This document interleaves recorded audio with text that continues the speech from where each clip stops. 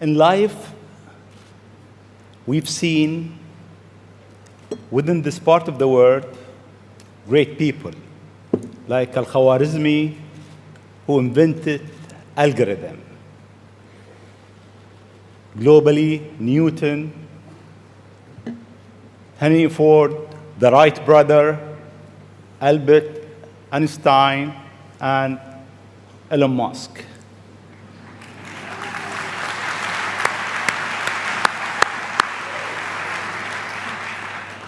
It seems you are in a rush. You want to go to places that nobody been. You are reinventing a certain industry, from the rocket industry with SpaceX to the car industry with Tesla. What's your mission in life? Why you do whatever you do? Sure. Well, first of all, thank you for having me.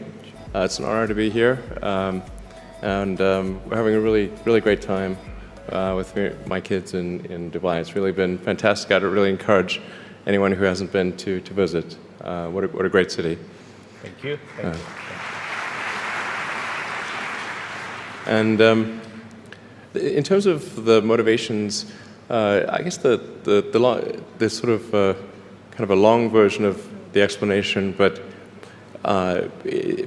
essentially, when I was a kid, I was wondering kind of what's the meaning of life, like why are we here, what's it all about, and I came to the conclusion that what really matters is trying to understand the right questions to ask. And the more that we can increase the scope and scale of human consciousness, the better we are able to ask these questions. And so I think that there's certain things that are necessary to ensure that the future is good. And some of those things are, in the long term, having long-term sustainable transport and sustainable energy generation, and to be a spacefaring civilization, and for humanity to be out there among the stars and be a multiplanetary species. I mean, I think being a multi-planet species and being out there among the stars is important for the long-term survival of humanity. And that's one reason, kind of like life insurance for life collectively, life as we know it. But then the part that I find personally most motivating is that it creates a sense of adventure, and it makes people excited about the future. And if you consider two futures, one where we are forever confined to Earth until eventually something terrible happens, or another future where we are out there on many planets, maybe even going beyond the solar system, I think that second version is incredibly exciting and inspiring, and there need to be reasons to get up in the morning. You know, life can't just be about solving problems. Otherwise, what's the point? There's got to be things that people find inspiring and make life worth living. So what is life for you? I mean, you look at our life, and I heard you before speaking. Is it a dream? Is it Is life a a real? dream?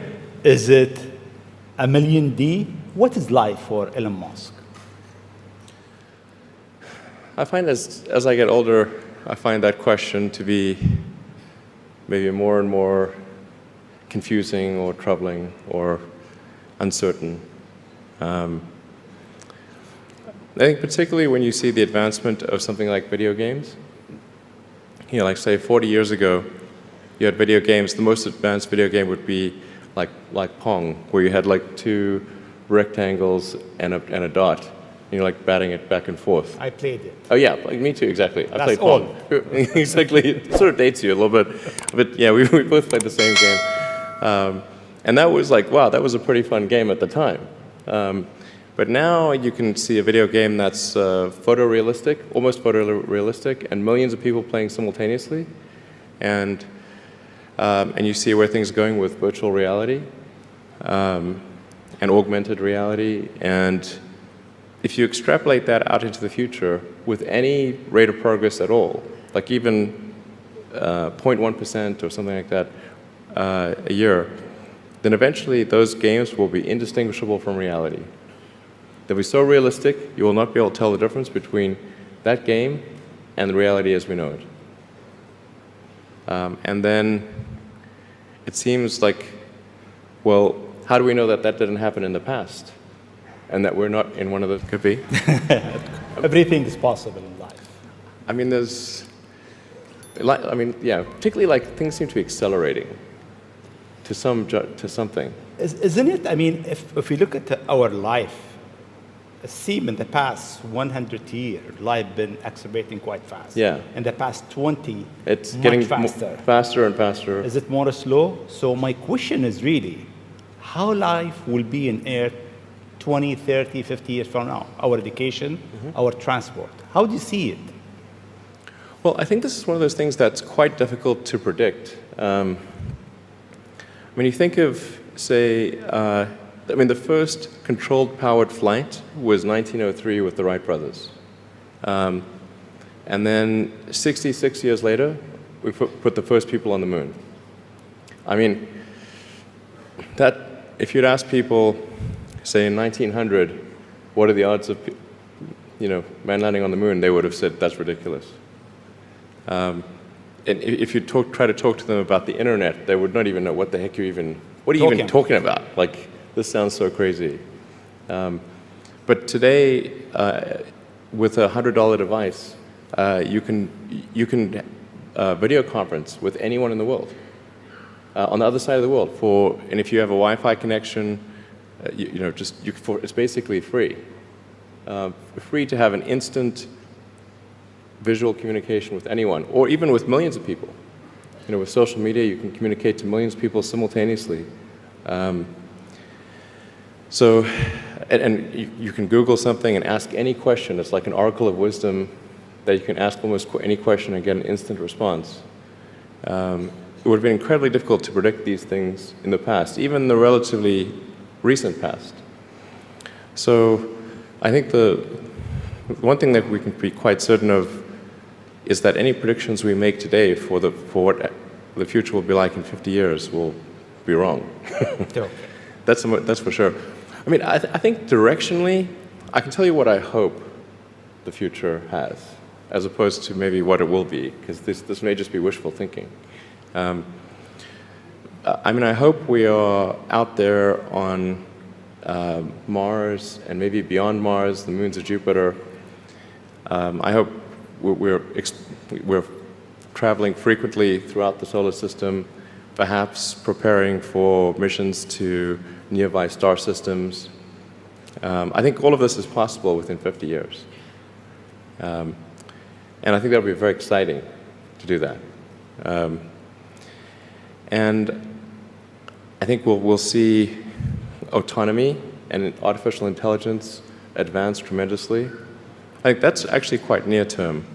My guess is in probably 10 years, it will be very unusual for cars to be built that are not fully autonomous. 10 years. 10 years from now. Yeah. I think almost all cars built will be capable of full autonomy in about 10 years. As it is, the Tesla cars that are made today have the sensor system necessary for full autonomy, and we think probably enough compute power to be safer than a person. So it's mostly just a question of developing the software and uploading the software.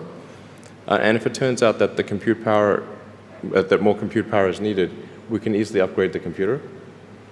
And so that's all Tesla's built since October of last year.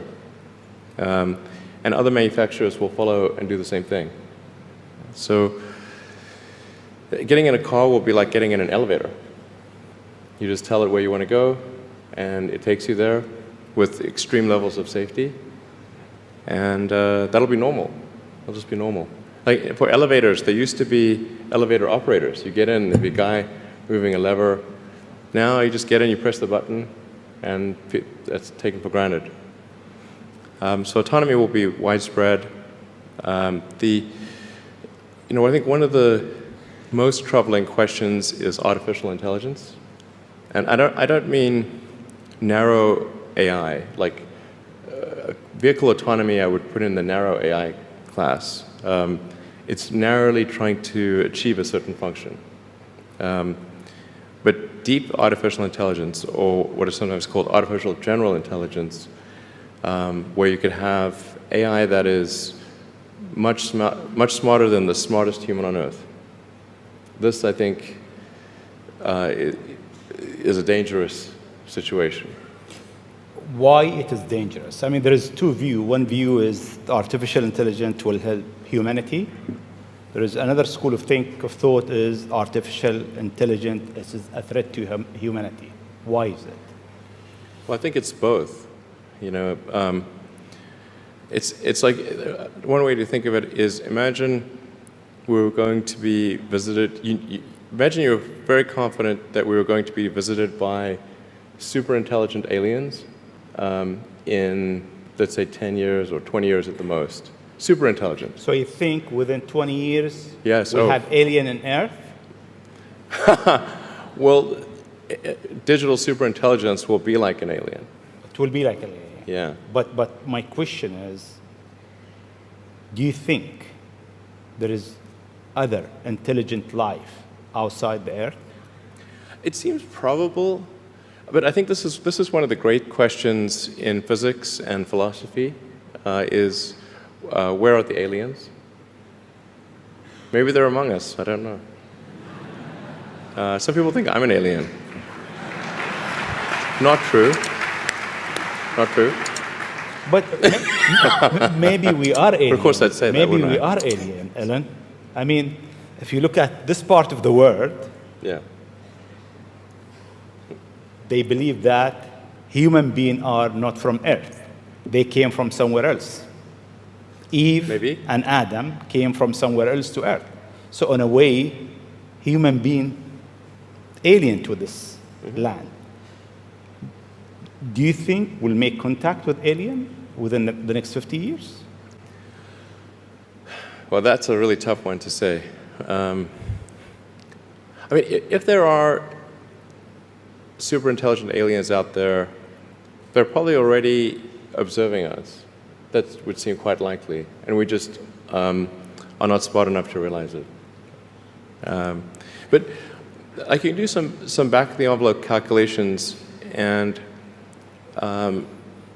any advanced alien civilization that was at all interested in populating the galaxy, even without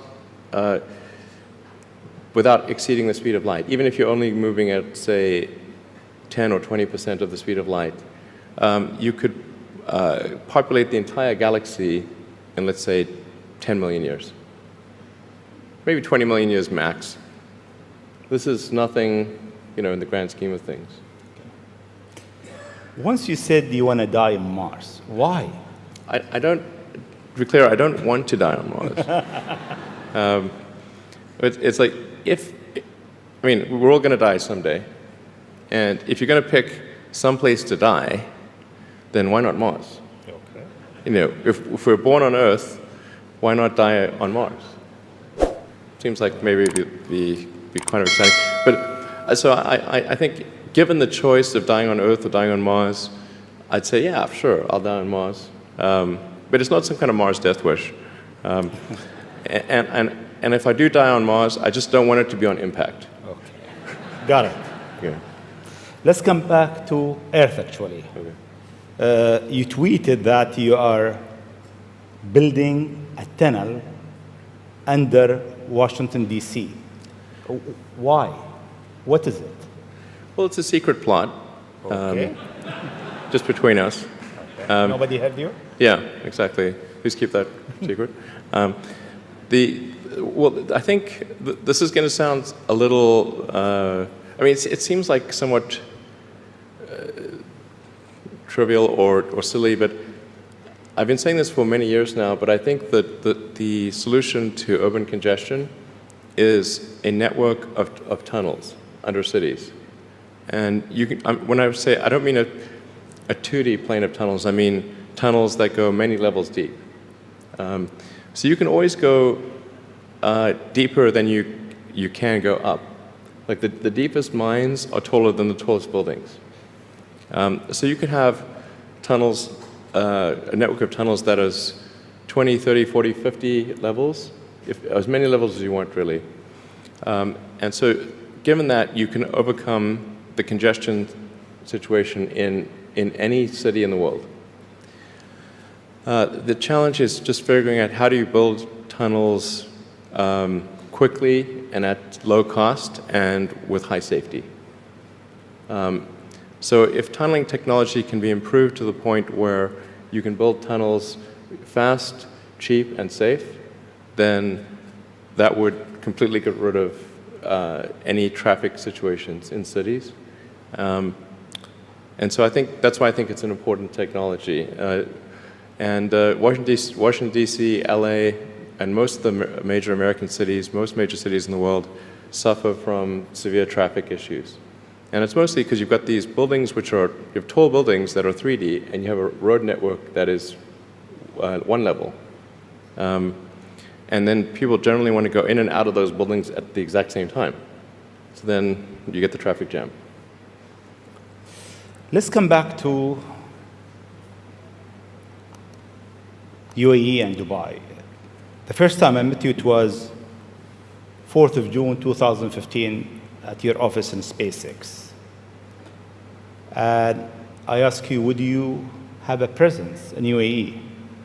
And your answer was, I'm busy with China. Maybe not in the near future. Yeah. And almost a year and a half later, we are here. Time goes quite fast. Yeah. Why now? Well, I think actually things are going reasonably well in China. We had some initial challenges figuring out charging and service infrastructure and various other things, but now it's actually going fairly well, and so the timing seemed to be good to really make a significant debut in this region, starting in Dubai. Okay. In your opinion, what is the new disturbing thing that will come in technology next? What's next in technology? What's next in technology? That will disturb the way we live, the way we think, the way we do business. Well, the most near-term impact from a technological standpoint is autonomous cars, like fully self-driving cars.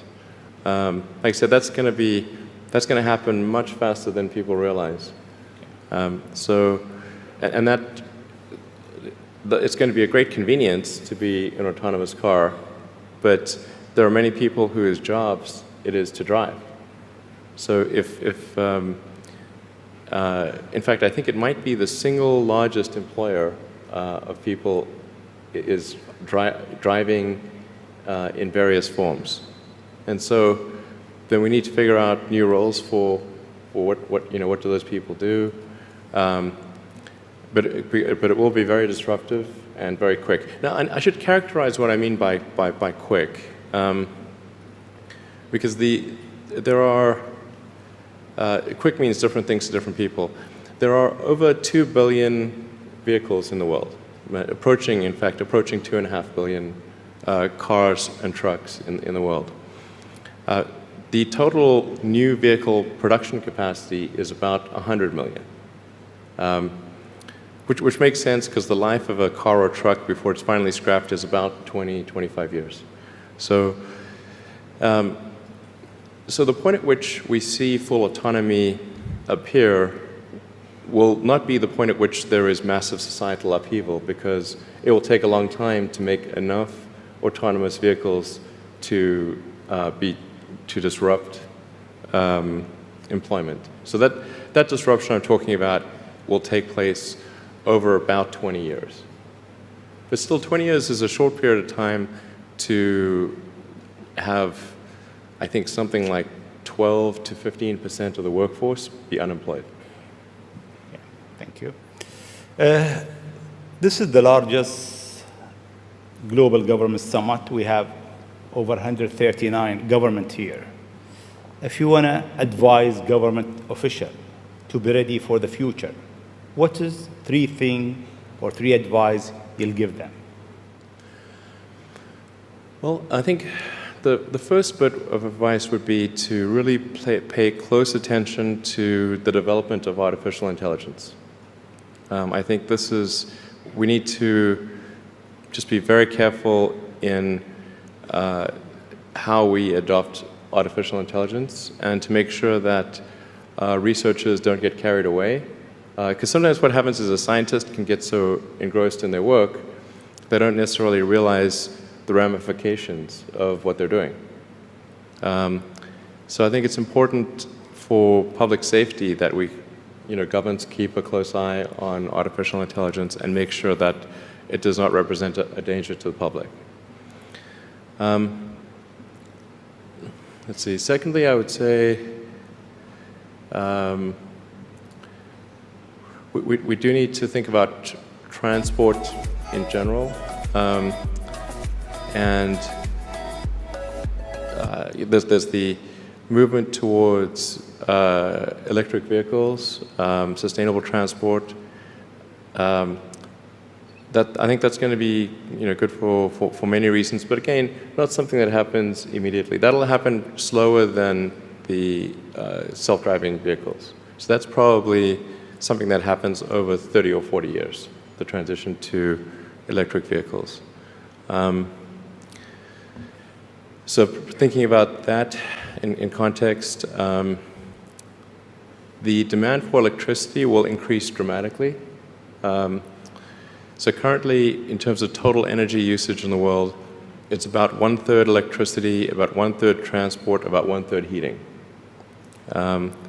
So over time, that will transition to almost all, not all, but predominantly electricity, which means that the demand for electricity will probably triple.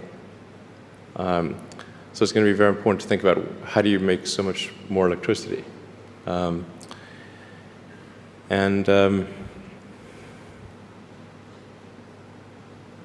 Seem they have an easy job. That's it. There is no more challenges for them. No, well, then I think maybe these things do play into each other a little bit. But what to do about mass unemployment? This is going to be a massive social challenge. And I think ultimately we will have to have some kind of universal basic income. I don't think we're going to have a choice. Universal basic income. Universal basic income. I think it's going to be necessary. So it means that unemployed people will be paid across the globe. Yeah. Because there is no job, robot is taking over. There will be fewer and fewer jobs that a robot cannot do better. Okay. That's simply and I want to be clear that these are not things that I wish would happen. These are simply things that I think probably will happen. And if my assessment is correct and they probably will happen, then we need to say, what are we going to do about it? And I think some kind of a universal basic income is going to be necessary.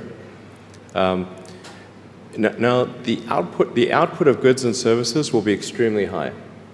So with automation, there will come abundance. There will be almost everything will get very cheap.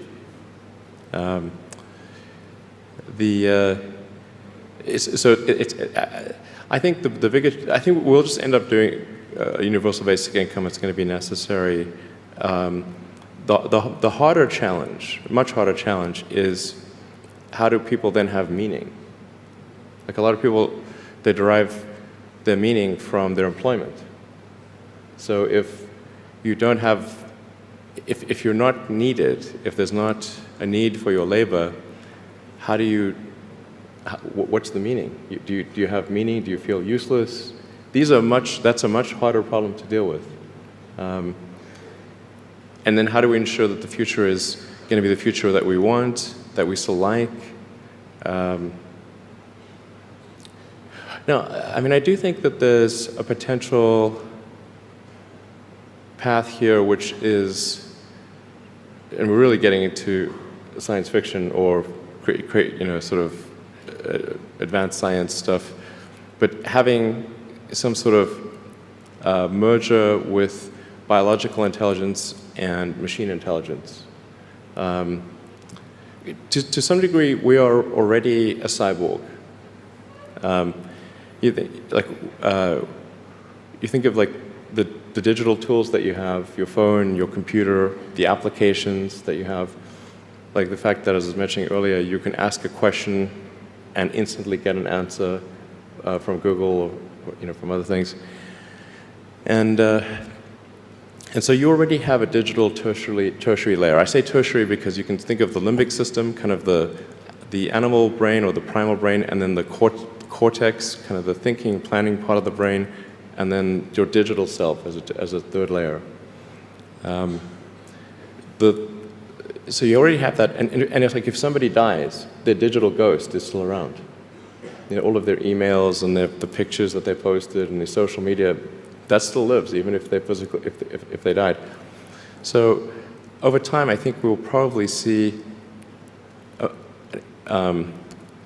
closer merger of biological intelligence and digital intelligence.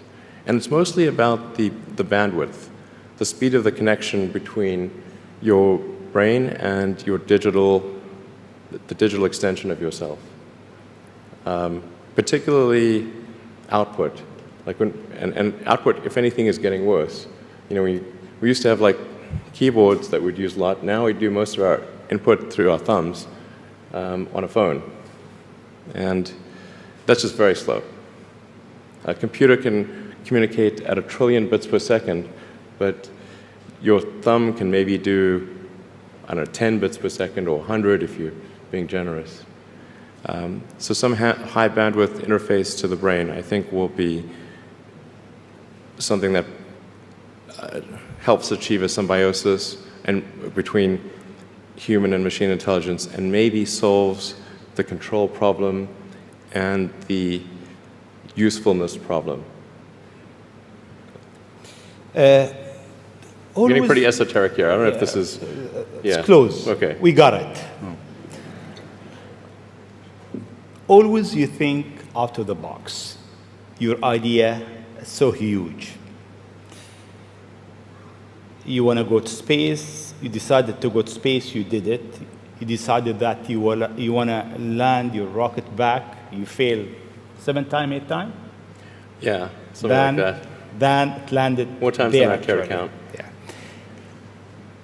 How do you come with this idea, actually? Sometimes they're pushing the human limit. You are always pushing the human limit. Why? Well, I think about what technology solution is necessary in order to achieve the particular goal, and then try to make as much progress in that direction as possible. So in the case of spaceflight, the critical breakthrough that's necessary in spaceflight is rapid and complete reusability of rockets, just as we have for aircraft. You can imagine that if an aircraft was single use, almost no one would fly. Because you can buy, like, say, a 747 might be $250 million, $300 million, or something like that. You'd need 2 of them for a round trip. But nobody's going to pay millions of dollars per ticket to fly, to do air travel. But because you can reuse the aircraft tens of thousands of times, the air travel becomes much more affordable. And the same is true of rockets. So our rocket costs $60 million, roughly. So the capital cost, if it can be used once, is $60 million. But the capital cost, if it can be used 1,000 times, is $60,000. So then if you can carry a lot of people per flight, then you can get the cost of space flight to be something not far from the cost of air flight. So it's extremely fundamental. Because Earth's gravity well is quite deep, Earth has a relatively, fairly high gravity, the difficulty of making a rocket reusable is much greater than the difficulty of making an aircraft reusable. And that's why a fully reusable rocket has never been developed thus far. But if you use the most advanced materials, most advanced design techniques, and you get everything just right, then I'm confident that you can do a fully reusable rocket. Fortunately, if Earth's gravity was even 10% stronger, I would say it would be impossible. You need a team around you to deliver a lot of ideas. How do you choose your team? Based on what? Well, I suppose honestly that it tends to be gut feel more than anything else. So when I interview somebody, my interview question is always the same. It's what do you ask? I said, tell me the story of your life and the decisions that you made along the way and why you made them. And then, and also tell me about some of the most difficult problems you worked on and how you solved them. And that question, I think, is very important because the people that really solved the problem, they know exactly how they solved it. They know the little details. And the people that pretended to solve the problem, they can maybe go one level and then they get stuck. So, what was your biggest challenge in life? Biggest challenge in life?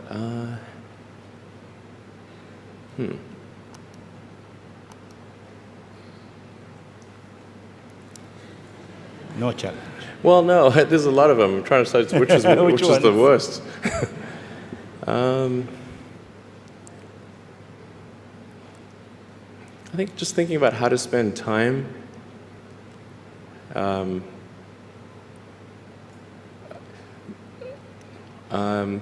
One of the biggest challenges, I think, is making sure you have a corrective feedback loop and then maintaining that corrective feedback loop over time, even when people want to tell you exactly what you want to hear.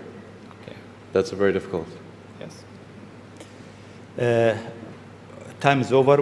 I'll ask you just one last question, Sure. if you allow me.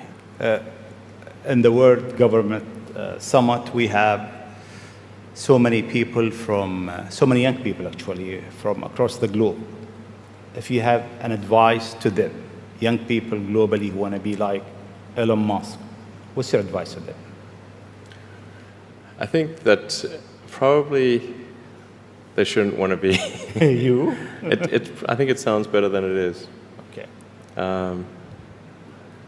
Yeah, it's not as much fun being me as you'd think. I don't know. You don't think so? No. There's definitely, it could be worse for sure, but it's, I'm not sure I'm not sure I want to be me. Okay. But if, you know, I think advice, I mean, if you want to make progress in things, I think that the best analytical framework for understanding the future is physics.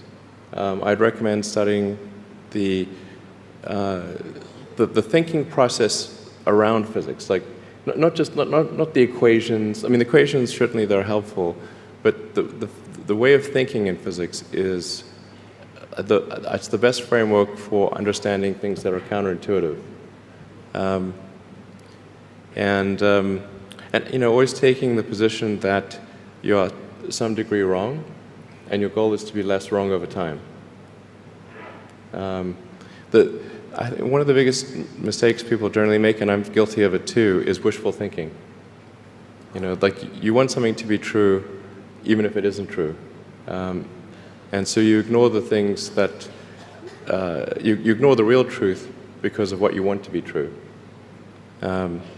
This is a very difficult trap to avoid. And like I said, it's certainly one that I find myself in having problems with. But if you just take that approach of you're always to some degree wrong and your goal is to be less wrong, and solicit critical feedback, particularly from friends. Like friends, particularly friends, if somebody loves you, they want the best for you. They don't want to tell you the bad things. So you have to ask them, you know, and say, really, I really do want to know. and then they'll tell you.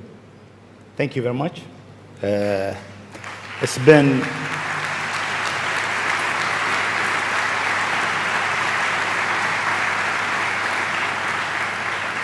It is great for the World Government Summit to have a legend who's creating the future for humanity to share his thought, his idea, his vision, his challenges, and his hope for life. Thank you very much. Thank you for having me.